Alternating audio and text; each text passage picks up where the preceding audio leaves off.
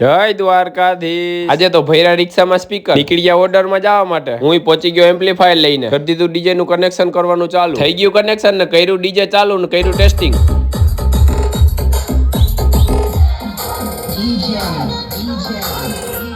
આવી તે આખું ડીજે વગાડવાનું જો।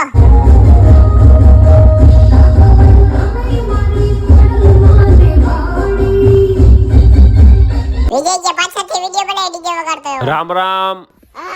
रुको जरा सबर करो। કરી દીધું ડીજે પેક કરવાનું ચાલુ, ઓર્ડર થઈ ગયો તો પૂરો।